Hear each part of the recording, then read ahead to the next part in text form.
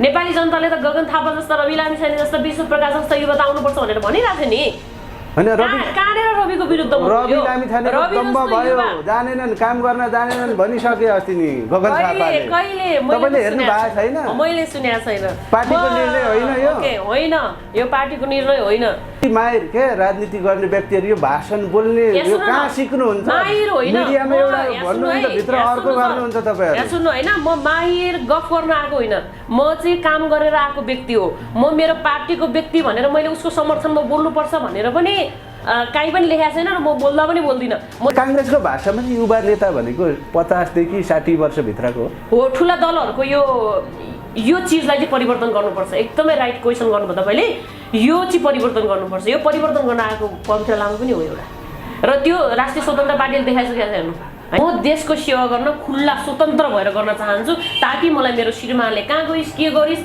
किन त्यहाँ गएको म रातको 10 बजे पनि आइरा हुन्छु म पीडितको पक्षमा आवाज उठाइरा हुन्छु म पीडितको पछि दौडिरा हुन्छु भनिसकेपछि मलाई कुनै पनि चीज असर नगरोस् मैले मेरो भविष्य त्यागेर मैले समाज सेवा गरिरहेको छु भनिसके पश्चात म राजनीतिको त्यो ठाउँमा नपुगेसम्म म विवाह गर्दिन मैले त्यागेकै हो विवाह रवि लामिछाने बलियो हुन जरुरी छ हेर्नुस् मैले भनिरहेको छु पासपोर्ट काण्ड बलियो हुनुस् रविजी हामी छौँ तपाईको साथमा म पनि छु म एउटा युवा हो म तपाईलाई समर्थन गर्छु म नेपाली कांग्रेसको कार्यकर्ता भए पनि हैन तपाईले पासपोर्ट काण्ड ल्याउनु पनि रवि लामिछानेको जुन अहिले भन्नुभयो भनिरहेछ त युवराज सफलले 100% जेल हाल्छु भनेर भनिरहेछ भनिसकेपछि त्यहाँ भित्र केही न केही त छ दोहोरो पासपोर्टमा त रवि लामिछानेलाई फेरि जेल पठाउने भने पनि राजनीतिक पार्टीहरुले उपनिर्वाचनमा को लड्ने त्यही भएर बलियो हुनुस् भनेको मैले रवि यो देशको युवा हो म उसको समर्थनमा छु भोलि जनताले भोट हाल्ने नहाल्ने त उहाँहरुको कुरा हो नि भोलि जनताले त रविलाई जिताउँछन् न कांग्रेसको नेताले जिताउँछन् कस्तो बचेर बोल्नुहुन्छ तपाईं बचेर होइन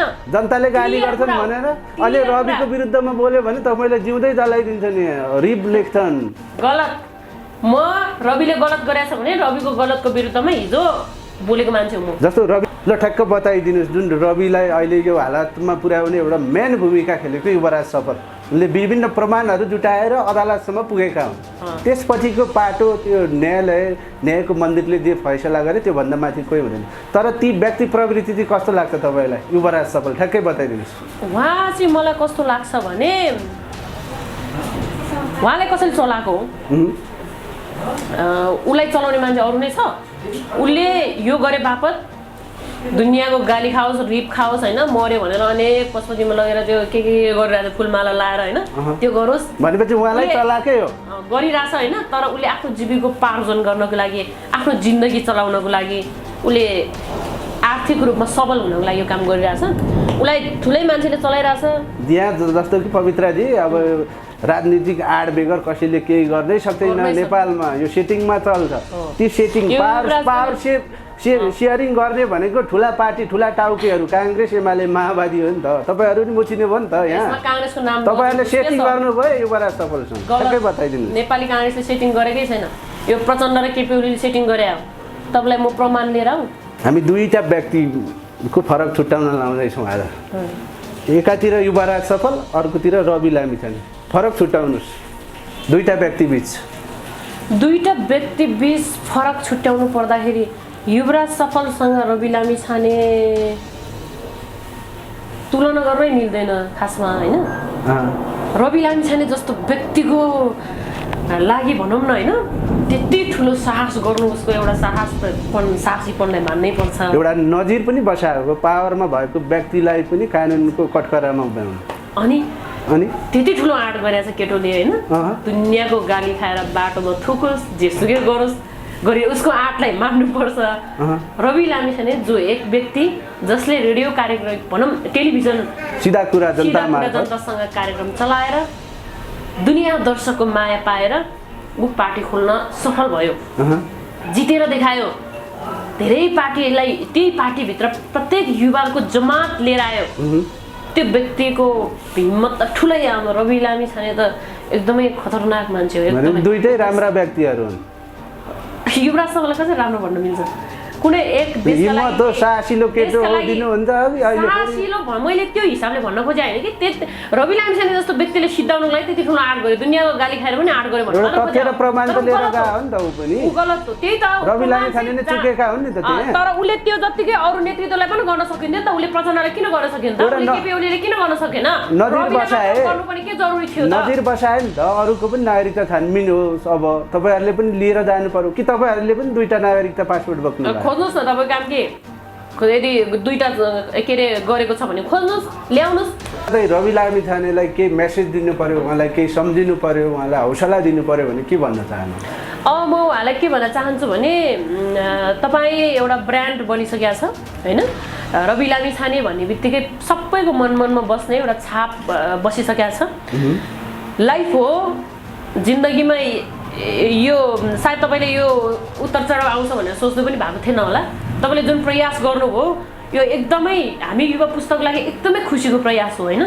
जुन साहस जुन हिम्मत लिएर तपाईँले पार्टी खोल्नुभयो त्यो पार्टीमा हामी जस्तो युवाहरूलाई तपाईँले लिएर आउनुभयो यो ठुला दलहरूलाई तपाईँले चुनौती दिनुभयो युवाहरूलाई पनि देख है युवाहरूप्रति पनि ध्यान आकर्षण हो है भनेर जुन प्रकारले तपाईँले बाहिर मेसेज दिनुभयो त्यो मेसेजको लागि म उहाँलाई सल्युटै गर्छु किन भन्दाखेरि अघि तपाईँले भने जस्तै ठुला दलहरूमा नेतृत्व गर्नको लागि 60 वर्ष पुग्नै पर्छ उसले 30 वर्ष क्रस गर्नै पर्छ ऊ बुढा हुनुपर्छ ऊ बुढी हुनुपर्छ मलाई एउटा महाधिवेशन प्रतिनिधि बनाउनु पर्यो भने सानै छ होइन चिनै छ भन्ने प्रकारको सोच थियो भने त्यो सोचलाई परिवर्तन गरेछ राष्ट्रिय स्वतन्त्र पार्टीले रवि लामिछानेले होइन आज युवा आउँदो त जनताले त विश्वास गर्ने रहेछन् जित्ने रहेछन् हामीले र आज योगदानको पनि कदर गर्नुपर्छ हेर्नुहोस् होइन हामी पार्टीमा बसेर पार्टीको हितको लागि हिँडिरहेछौँ देश र जनताको हितको लागि काम गर्छौँ हामीलाई नेतृत्व दिनुहोस् है भनेर बसिरहेछौँ भने हामीले पनि उहाँहरूले देख्नु भएन भने हामी के गर्ने क्या हामी पनि त्यही गर्ने पार्टी खोल्ने अनि फेरि आउने त्यही भएर यस्तो गर्नु हुँदैन जुन प्रकारले तपाईँले मेसेज दिनुभयो बाहिर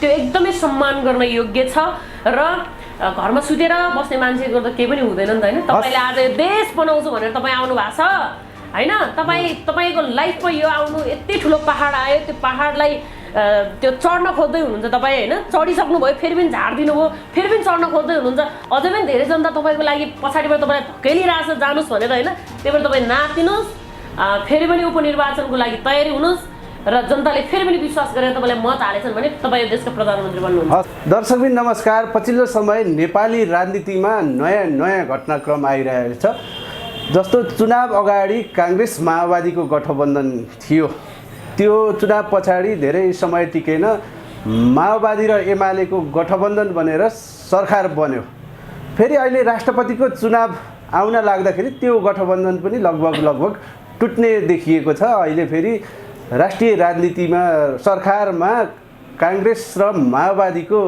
गठबन्धन हुने कुरा पनि बाहिरिरहेको छ र राष्ट्रपतिका दुईटा उम्मेदवार पनि खडा भइसकेका छन् नेकपा एमालेको तर्फबाट सुभाष चन्द्र नेमाङ र काङ्ग्रेसको तर्फबाट रामचन्द्र पौडेल यता राष्ट्रिय स्वतन्त्र पार्टीका अध्यक्ष रवि लामिछाने जुन आफ्नो सांसद तथा गृहमन्त्री पद गइसकेपछि उनी सरकारबाट पनि बाहिरिएका छन् उनी कतातिर भोट हाल्ने राष्ट्रपतिको अहिले अन्यलको भुमरीमा पनि तानिएका छन् तर आज काङ्ग्रेस नेत्री भएर पनि राष्ट्रिय स्वतन्त्र पार्टीका अध्यक्ष रवि लामिछानेको तर्फमा चाहिँ आफ्नो मन तन धन कुन हिसाबले हुन्छ सधैँ अभिव्यक्ति दिनुभएका काङ्ग्रेस नेत्री पवित्रा लामा आज हामीसँग कुराकानीमा जोडिनु भएको छ के यो एउटा दलको मान्छे भएर पनि अर्को दलको नेताको समर्थनमा जुट्नु जायज छ या के छ उनीहरूको सम्बन्ध यही विषयमा चिरफार गर्नेछौँ पवित्राजी सम्पूर्ण मिडियामा स्वागत छ नमस्ते धेरै धेरै धन्यवाद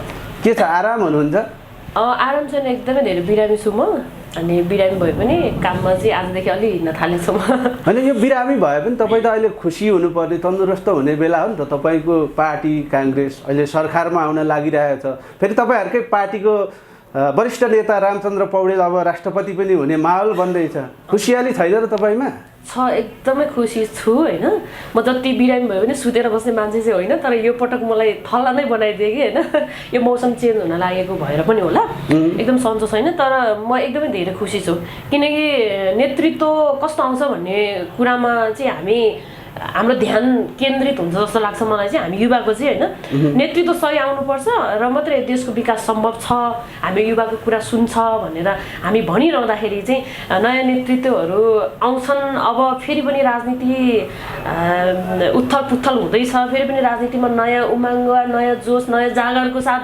नयाँ मान्छेहरू आउँदैछ भनिसकेपछि म खुसी नहुने त कुरै भएन।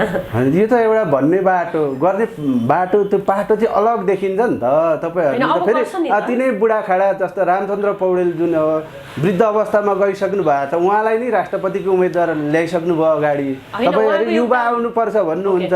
फेरि रवि लामिछाने जस्ता मान्छेहरू राजनीतिकमा अब गृहमन्त्री भइसक्दा अब सबै हात धोएर लाग्नुभयो। तपाईँको पार्टीहरू काङ्ग्रेस पनि लागि पर्यो, हटाइसक्यो सरकारबाट। काङ्ग्रेसले हटाएको होइन नि, नेपाली काङ्ग्रेस त यसमा मुच्छेकै छैन। नेपाली काङ्ग्रेसको नाम जोड्नै मिल्दैन।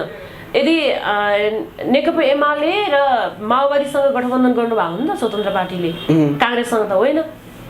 त्यस्तो भइसकेपछि काङ्ग्रेसको नाम मुछिनुपर्ने जरुरी पनि छैन। यदि रवि लामिछाने पार्टीबाट बाहिरिँदाखेरि त्यो ठाउँमा नेपाली काङ्ग्रेस पनि रहेको थियो भने म यसरी नै औल उठाउँथेँ, यसरी नै बोल्थेँ। काङ्ग्रेसका अन्य नेताहरूले त रवि लामिछाने सही छन् ती बस्नुपर्छ भनेर अभिव्यक्ति दिएनन् क्या। जसरी पनि भित्री रूपमा सेटिङ गरे पन्साउन गलत हो यो। भित्री रूपमा कसैले पनि नेपाली काङ्ग्रेसका कुनै पनि व्यक्तिले सेटिङ गरेको छैन। म चाहिँ माथि केन्द्रसम्म कुराहरू चाहिँ बुझिरहेको हुन्छु होइन। किनकि नेपाली काङ्ग्रेसका एकदमै युवा नेता जसलाई जनताले मन पराउँछन्, गगन थापाले पनि त रविलाई समर्थन गरेको छ। रवि लामिछानेको विरोधमा उत्रिए गगन थापा पनि नडाक्नुहोस् है, सही बताउनु। मैले त सुनेको छैन। नेपाली जनताले त गगन थापा जस्ता, रवि लामिछाने जस्ता, विश्व प्रकाश जस्ता युवा त आउनुपर्छ भनेर भनिरहेको थियो नि। रविको विरुद्ध रवि लामिछाने दम्ब भयो, जानेनन् काम गर्न जानेनन् भनिसके अस्ति नि गगन थापाले। तपाईँले हेर्नु भएको छैन? मैले सुनेको छैन। पार्टीको निर्णय होइन यो, होइन यो पार्टीको निर्णय होइन। सबैले समर्थन गरेको छ। रवि जस्तो व्यक्ति आउनुपर्छ भनेर भनिरहेछ। निर्वाचन हुनुभन्दा अगाडि र निर्वाचन भइसके पश्चात पनि गगन थापाहरूले समर्थन गरिराख्नु भएको थियो। शेरबहादुर देउवा त्यो बेला सम्मानीय प्रधानमन्त्री हुनुहुन्थ्यो, हाम्रो पार्टीको सभापति नेपाली काङ्ग्रेसको, उहाँले त केही भन्नुभएको छैन, केही बोल्नु भएको छैन। होइन तपाईँहरू कति माहिर के राजनीति गर्ने व्यक्तिहरू यो भाषण बोल्ने यो कहाँ सिक्नुहुन्छ? मिडियामा एउटा भन्नुहुन्छ भित्र अर्को गर्नुहुन्छ तपाईँहरू। सुन्नु होइन, म माहिर गफ गर्न आएको होइन, म चाहिँ काम गरेर आएको व्यक्ति हो। म मेरो पार्टीको व्यक्ति भनेर मैले उसको समर्थनमा बोल्नुपर्छ भनेर पनि काहीँ पनि लेखेको छैन र म बोल्दा पनि बोल्दिनँ। म जुन दिन पार्टी प्रवेश गर्दाखेरि मैले भनेको थिएँ पार्टीभित्र कोही मान्छेले गलत गर्छ भने त्यसको विरुद्धमा म खुलेर आवाज उठाउँछु भनेर भनेको थिएँ। त्यो मैले भित्रै बसेर पनि गरिरहेको छु। यो कतिपय व्यक्तिलाई थाहा छ पनि। कस्तो कस्तो अचम्म देखिन्छ के, बोकाको टाउको देखाएर कुकुरको मासु बेचे जस्तो तपाईँहरूको यो अभिव्यक्तिहरू। होइन भन्दा त जे भन्दा पनि हुन्छ होइन।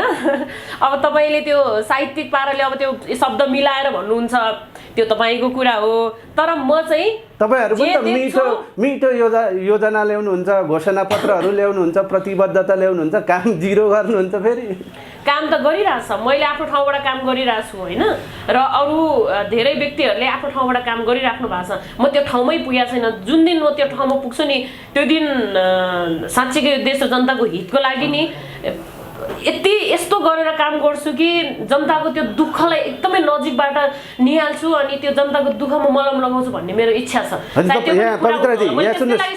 यहाँ सुन्नुहोस्, तपाईँ युवा हुनुहुन्छ, युवाको पक्षमा वकालत गर्नुहुन्छ, युवाहरूले देश परिवर्तन गर्न सक्नुहुन्छ भन्नुभएको छ तपाईँले। तर तपाईँको पार्टीले त व्यवस्था गर्छ युवाहरूलाई। होइन व्यवस्था होइन, युवाहरूलाई समर्थनै गरिरहेको जस्तो लाग्छ। किनभने नभए पवित्र लामाले किन नेपाली काङ्ग्रेसमा ल्याउनु पर्यो त होइन?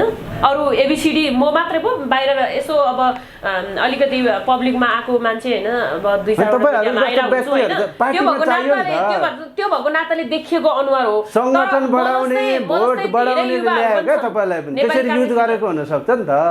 न तपाईँलाई कुनै कार्यकारी पद दिएको छ, न तपाईँलाई सांसदको त्यो उम्मेदवारी नै दियो, न युवाहरूलाई दियो भने पुराना अनुहारहरू आउने हुन् जसरी पनि। अब दिन्छन् नि त, अब दिन्छन्। केले छ र अब मेरो उमेर पनि त गएको छैन होइन। म भर्खर तपाईँको 20-30 हुँदै हुनुहुन्छ, 50-60 नपुगी त के पाउनु होइन? होइन त्यो गलत हो। त्यो नेपाली काङ्ग्रेसकै मान्छेको मनमा पनि छ भने त्यो गलत हो। होइन काङ्ग्रेसको भाषामा चाहिँ युवा नेता भनेको 50 देखि 60 वर्षभित्रको हो। ठुला दलहरूको यो चिजलाई चाहिँ परिवर्तन गर्नुपर्छ। एकदमै राइट क्वेसन गर्नुभयो तपाईँले। यो चाहिँ परिवर्तन गर्नुपर्छ। यो परिवर्तन गर्न आएको पवित्र लामा पनि हो एउटा।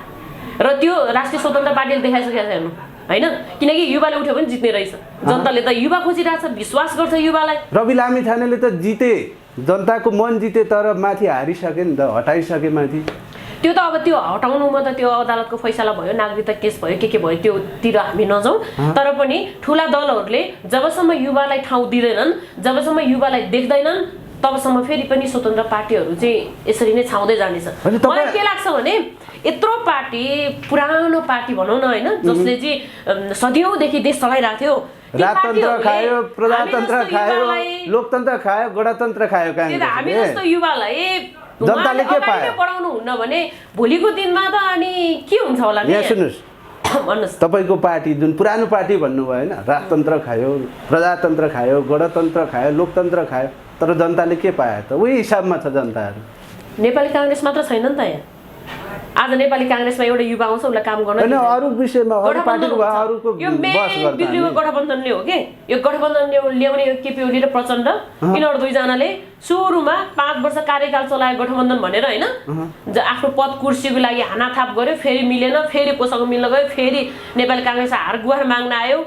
यहाँ सुन्नुहोस्, जुन काङ्ग्रेस र एमाले र माओवादीलाई दोष लाउँदा नि गठबन्धन, त्योभन्दा अगाडि स्थानीय चुनावमा त फेरि काङ्ग्रेस र माओवादीको गठबन्धन थियो नि त अघिल्लो स्थानीय चुनावमा।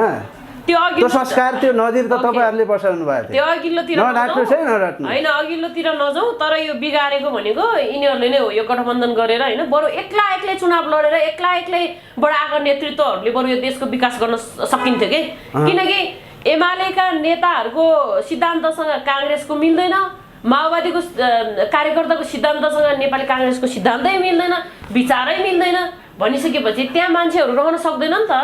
आज म काङ्ग्रेस भइरहेको छु, भोलि काङ्ग्रेसको नेतृत्व गरेर माओवादीको मान्छे उठ्यो भने उसलाई भोट कसरी दिने भन्ने धेरैको मनमा लागिरहेको थियो नि त होइन त्यो समयमा।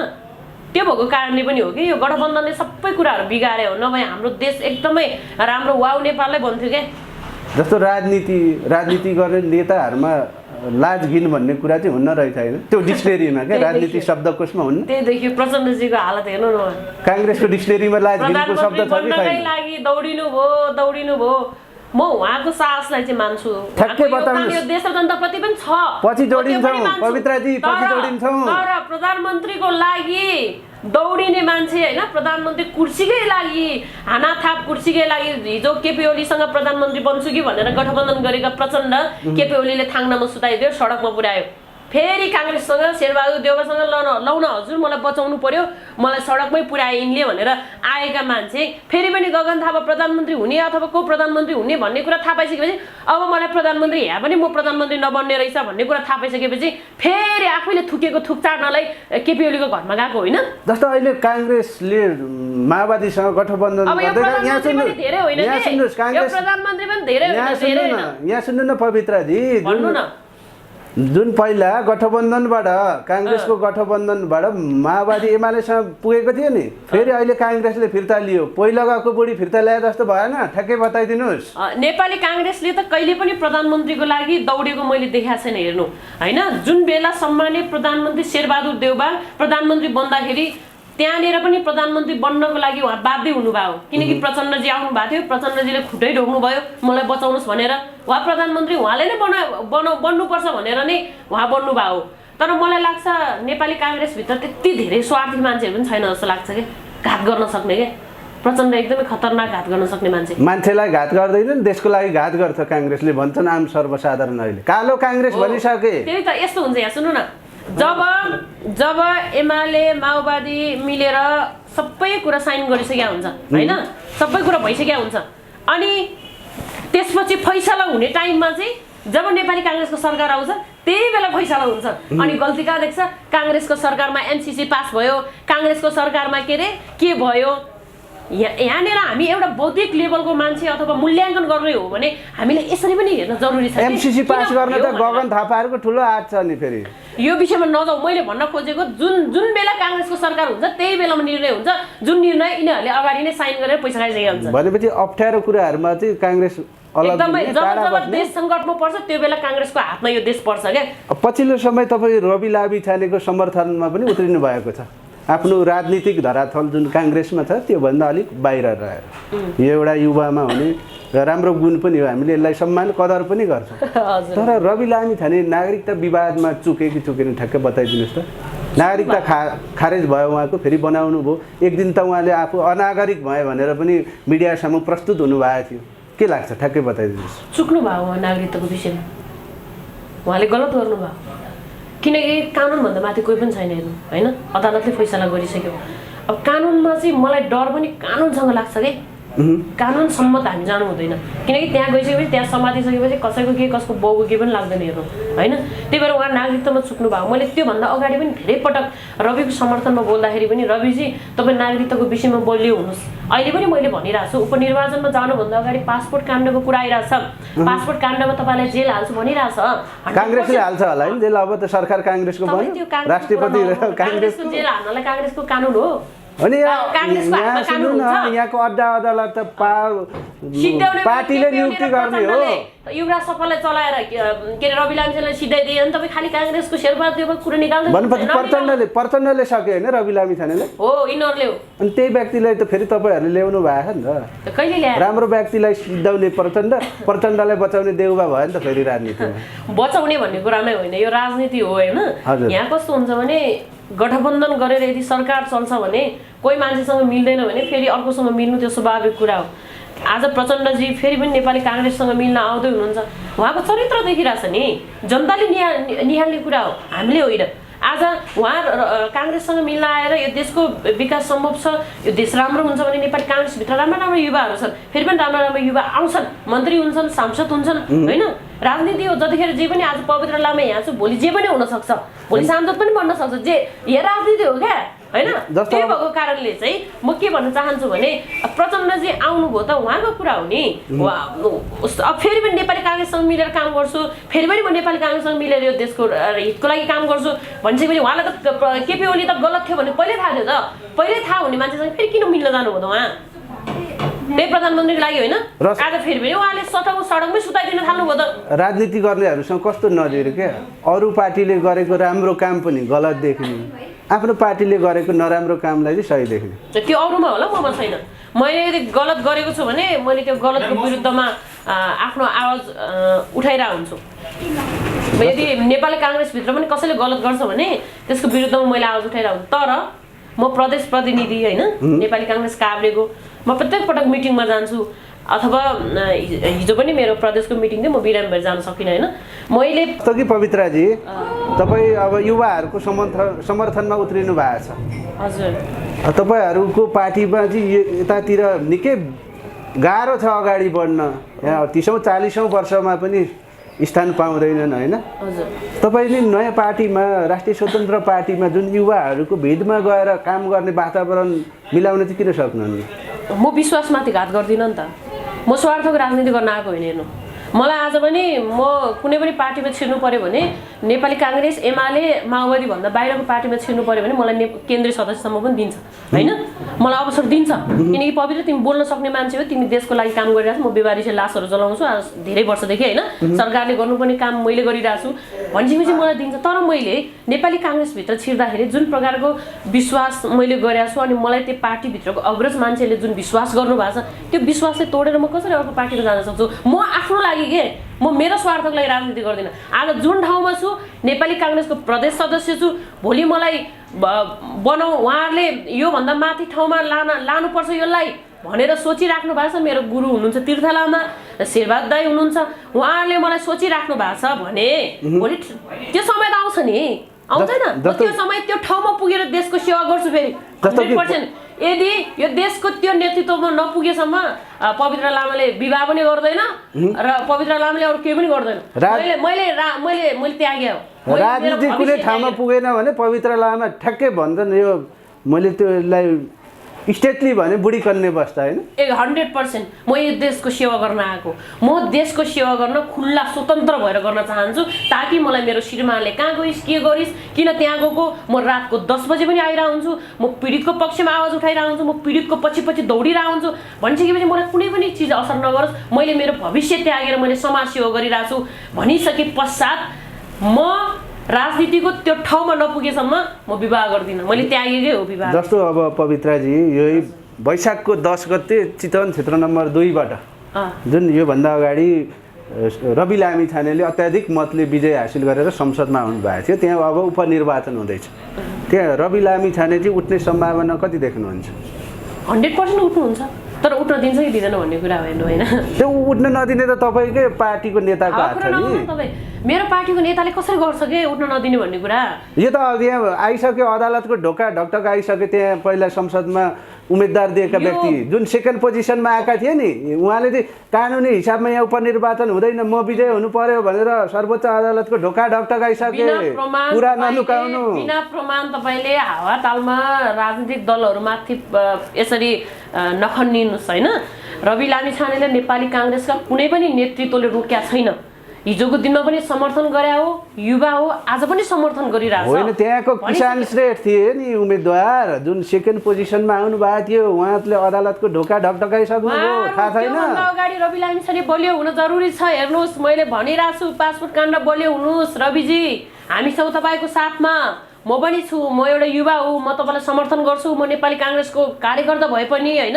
तपाईँले पासपोर्ट काण्ड ल्याउनु भयो नि रवि लामिछानेको, जुन अहिले भनिरहेछ त, हेर्नु न भनिरहेछ त, युवराज सफलले 100% जेल हाल्छु भनेर भनिरहेछ। भनिसकेपछि त्यहाँभित्र केही न केही त छ। दोहोरो पासपोर्टमा त रवि लामिछानेलाई फेरि जेल पठाउने हुने पनि त यी राजनीतिक पार्टीहरूले। उपनिर्वाचनमा को लड्ने, त्यही भएर बलियो हुनुहोस् भनेको मैले। अरू आउला नि त राष्ट्रिय स्वतन्त्र पार्टीको रवि भन्दा अरू होला नि त, राम्रा युवाहरूको जमात छ त्यो उहाँले मान्नु पर्यो। त्यो ठ्याक्कै रवि लामिछाने उठ्नुभयो भने तपाईँहरूको काङ्ग्रेसको सांसद भन्दा कति बढी मत ल्याएर जित्नु होला एउटा भनिदिनुहोस् त, समर्थन गर्ने मान्छेले? जनताको कुरा हो, मैले होइन, भोट हाल्ने म होइन। अनि तपाईँ समर्थन पनि चितवनको समर्थन पनि गर्नुहुन्छ रवि लामिछानेको? सर होइन, चितवनको जनताले भोट हाल्ने हो, म चितवनको जनता होइन, म काभ्रेको हो होइन। त्यही भएको कारणले चितवनको जनताले भोलि रवि लामिछानेलाई, त्यहाँ त उम्मेदवारहरू हुन्छन्, नेपाली काङ्ग्रेसका पनि हुन्छन् त्यहाँ होइन, स्वतन्त्र पार्टीका पनि हुन्छन्, अनि त्यहाँ अरू पार्टीका पनि हुन्छन्। तपाईँको धारणा चाहिँ के छ, कुन पार्टीले जित्यो हुन्छ ल भन्नुहोस् त, मनदेखि भन्नुहोस् त, त्यो कुन पार्टीले जित्यो? तर जनताले जसलाई जिताउनुहुन्छ म त्यहीको समर्थन। त्यस्तो हुन्न, तपाईँको काङ्ग्रेस भयो चाहिँ काङ्ग्रेसले जित्नुपर्छ भन्नुहुन्छ, ननाट्नुहोस् है। एउटा पार्टीको भएर त्यसमा देन लागेर त्यसैमा राजनीति गर्ने मान्छेले अर्काले जित्यो पार्टीको मान्छेले जितोस् भन्ने ठान्छु नि। अनि कसरी रविको समर्थन गर्नु हुँदो रहेछ तपाईँ? यहाँ आएर चुक्नुभयो तपाईँ।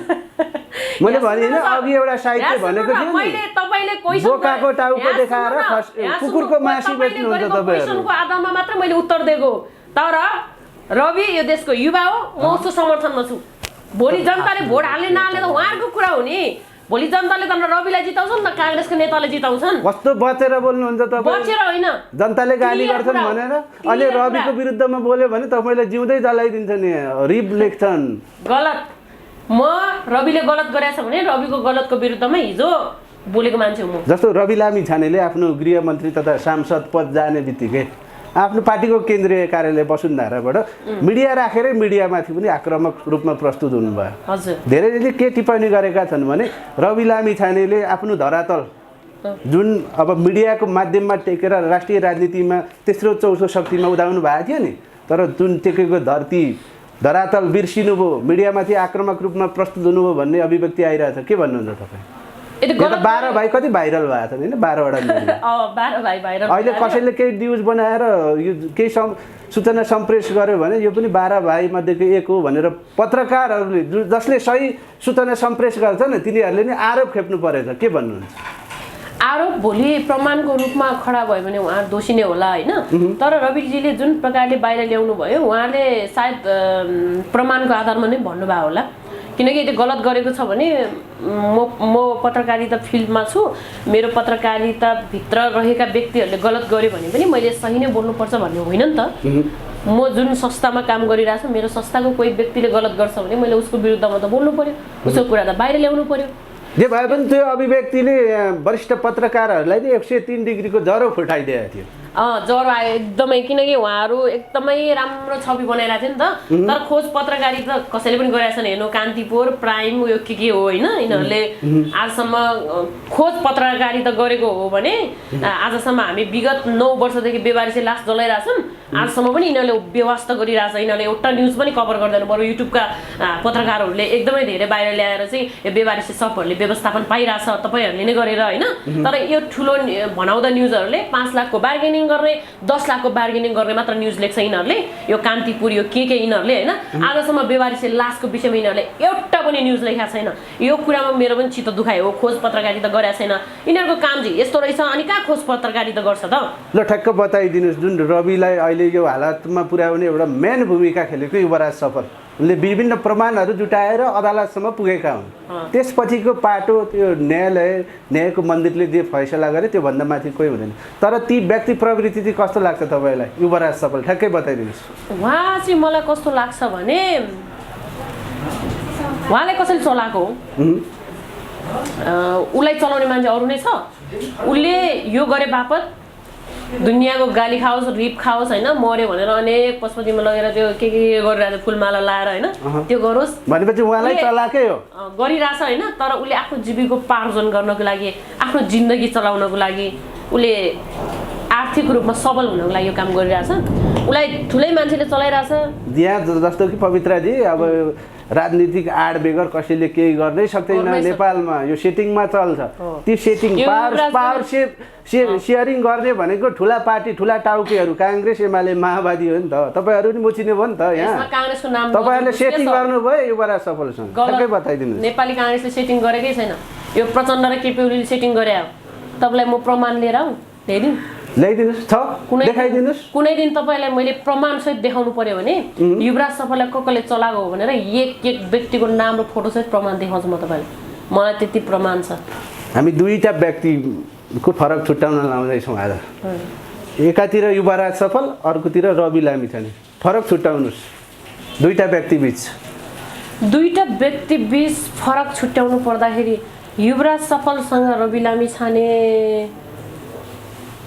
तुलना गर्नै मिल्दैन खासमा होइन रवि लामिछाने जस्तो व्यक्तिको लागि भनौँ न होइन त्यति ठुलो साहस गर्नु उसको एउटा साहसीपनलाई मान्नै पर्छ एउटा नजिर पनि बसाएको पावरमा भएको व्यक्तिलाई पनि कानुनको कटकरामा उभ्याउनु अनि त्यति ठुलो आँट गरेछ केटोले होइन दुनियाँको गाली खाएर बाटोमा थुकोस् जेसुकै गरोस् गरी उसको आँटलाई मान्नुपर्छ रवि लामिछाने जो एक व्यक्ति जसले रेडियो कार्यक्रम भनौँ टेलिभिजन सिधा कुरा जनतासँग कार्यक्रम चलाएर दुनियाँ दर्शकको माया पाएर ऊ पार्टी खोल्न सफल भयो जितेर देखायो धेरै पार्टीलाई त्यही पार्टीभित्र प्रत्येक युवाको जमात लिएर आयो त्यो व्यक्तिको हिम्मत त ठुलै आउनु रवि लामिछाने त एकदमै खतरनाक मान्छे हो दुईटै राम्रा व्यक्तिहरू हुन् युवराज सफललाई कसरी राम्रो भन्न मिल्छ कुनै एक देशका लागि साहसिलो केटो हो दिनुहुन्छ साहसिलो मैले त्यो हिसाबले भन्न खोजे हैन कि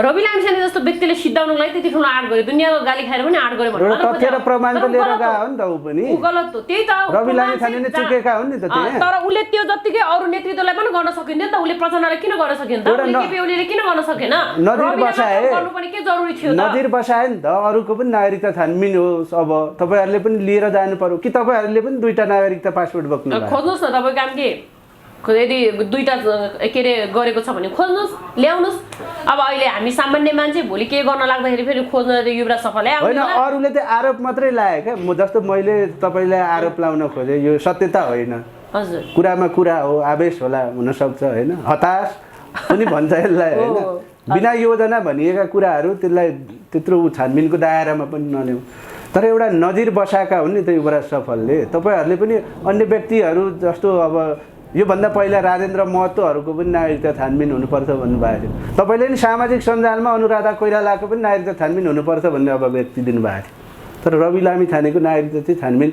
हुनुहुन्न भन्दा के हो यो माहौल कस्तो भन्यो त्यही त खोज्नु पर्ने हो युवराज सफलले नै खोजे भए हुन्थ्यो कि अब जस्तै सबैको त उनले ठेक्का लिन्न नि उसँग रविको मात्र ठेक्का किन ल्यायो त उले उसँग प्रमाण भयो रविले मात्र ठेक्का किन ल्याएको त उले रविको विषयमा प्रमाण पुरायो नि त उले रविको विषयमा प्रमाण खोजे जस्तै अरूको विषयमा पनि प्रमाण खोजे भने हुन्थेन एउटै व्यक्तिले सबै सम्भव हुन्छ त तपाईहरुले साथ सपोर्टै दिनुहुन्न खुट्टा तान्न लाग्नुहुन्छ तपाई नलाएर तपाईको पार्टीले खुट्टा तान्न लाग्ने साथ दिने म यो देशको विकास गरेर हिँडेको मान्छे म मेरो भविष्य त्यागेर हिँडेको मान्छे म मेरो रहर खुसी त्यागेर हिँडेको मान्छे म युवराज सफललाई साथ दिँदै हिँड्नु जसले रवि लामिछाने जस्तै युवाहरूलाई सिद्ध्याउँदै हिँडेछन् त्यस्ता मान्छेलाई हामी लगभग कार्यक्रमको आज उनका के छ, आज उनलाई कम त गाह्रो भएको छ, उसको फ्यामिली छ, उसको परिवार छ, सबै छ, उसको त भोलिको दिनमा 7 पुस्तासम्मलाई पनि के अरे नगर्ने गाली अनेक त्यो के अरे छाप छुट्टै बसाएर गएका छन्। तर एउटा इतिहास त लेखाएका छन्, पावरमा भएको गृहमन्त्रीलाई चाहिँ हटाइदिए नि त, पदच्युत गरिदिए। नेपालको यो इतिहासमा एउटा नयाँ नजिर पनि हो। जस्तो कि एउटा सांसद सर्वोच्चले जन्मकैद गरेको फैसला गरेको व्यक्तिहरू संसदमा खुलेआम घुमिरहेको हुन्छ, तर गृहमन्त्री जस्तो मान्छेलाई त पदच्युत गराइदिए नि, नजिर हो नि त। त्यही त त्यसलाई सम्मान कस्तो प्रकारको नेतृत्व छ हेर्नु न हैन। एमालेको नेता प्रहरीको फरार सूचीमा रहेको व्यक्ति, विभिन्न व्यक्तिको हत्यामा संलग्न रहेको व्यक्ति, चुनावमा उम्मेदवारी दिएर जितेर सांसद भवनभित्र छिर्छ त्यो अपराधी, त्यो ज्यानमारा आलम के भन्ने हैन, तिनै मान्छे सांसद भित्र हुँदा आलम त तपाईहरुकै नेता, कांग्रेसको नेता हैन, आलम एमालेको नेता। अस्ति भर्खर सांसद भवन भित्र छिरेको मान्छे जितेर हैन, त्यही व्यक्तिलाई पक्राउ गर्नुपर्छ भनेर रवि लामिछाने समक्ष सांसद भवनमा पनि कुरा उठाएको थियो हैन। तपाईहरुकै नेता रामहरि खतिवडाले दाइले त्यहाँ निकाल्नु भएको थियो, अपराधी यहीँनिर समाउनुस् भनेर। भोलिपल्टै त्यो मान्छे गायब भइदियो। त्यति भनेको 5 मिनेटमा त्यो मान्छे गायब। रवि पनि त चुक्यो नि त त्यहाँ, फेरि तपाईँ सपोर्ट गर्दै त्यहाँनिर चुक्नु भयो, जनताले गाली गर्छन् भनेर बच्न खोज्नु भयो होइन। उहाँलाई मैले त्यहाँनिर चुक्या हो भनेर योभन्दा अगाडिको इन्टरभ्यूमा पनि बोलेको छु, त्यहाँनिर चुक्नु भयो भनेर। किनकि उहाँले त्यहाँ गएर के बोल्नुभयो, विधि र विधान नियमभन्दा म 1 कदम पनि बाहिर जाँदिनँ भनेर भन्नुभयो कि त्यो कतिपय जनतालाई चित्त बुझेन। त्यो अपराधीलाई समाउनु पर्थ्यो, तर सायद रविलाई कुनै बन्धनमा बाँधिएको होला, त्यहाँ गर्न दिएन होला, ठाउँमा छ हैन। तर पनि एमालेका नेता त्यतिसम्म अपराध गरेर पनि सांसद भवनभित्र छिर्न सक्छन्। यस्ता प्रकारका नेतृत्व भएका पार्टीमा हामी राम्रो छ भनेर भन्ने केपी उहाँको यत्रो वर्ष राजनीति गर्नुभयो, उहाँको योगदान छ म मान्छु क्या, तर जनतालाई हँसाई खेलाइ हैन हावा कुरा बोलेर नै राजनीति गरिरहेको छ। कस्तो चल्ती खेलायो उता केपी ओली कमेडी देउबाजी नबोलिकन पावर सेयरिङमा उहाँले त मौन बसेर पनि उहाँले त देश र जनताको लागि काम गर्नु भनेर हामी युवाहरूलाई निर्देशन चाहिँ दिनुहुन्छ। म उहाँको एउटा कुरा चाहिँ मान्छु, किन भन्दाखेरि मैले काभ्रेमा बसेर म आफ्नो ठाउँबाट काभ्रेको जनताको हितको लागि मैले काम गरिरहेको छु हैन। म जस्तै दोलखाको एकजना नेता अथवा पोखराको एकजना त्यहाँ कांग्रेसका मान्छेहरू छन्, कार्यकर्ता छन्, म जस्तै युवाहरू छन्, तिनीहरूले आफ्नो ठाउँमा बसेर त्यो ठाउँको विकास गरिरहेछ, त्यो ठाउँको जनताको दुःखमा मलम लगाइरहेछ भनेपछि उसले त प्रत्येक दुःखमा जनताको साथमा रह है तिमीहरू भनेर चाहिँ हामीलाई निर्देशन दिनुहुन्छ, त्यो चाहिँ मान्छु। किनकि सबै ठाउँमा उहाँले गएर काम गर्न सकिँदैन।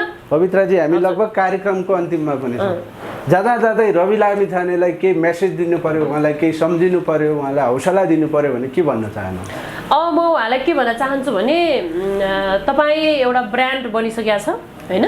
रवि लामिछाने भन्ने बित्तिकै सबैको मनमा बस्ने एउटा छाप बसिसकेको छ। लाइफ हो, जिन्दगीमा यो सायद तपाईँले यो उतार चढाव आउँछ भनेर सोच्नु पनि भएको थिएन होला। तपाईँले जुन प्रयास गर्नुभयो यो एकदमै हामी युवा पुस्ताको लागि एकदमै खुसीको प्रयास हो हैन।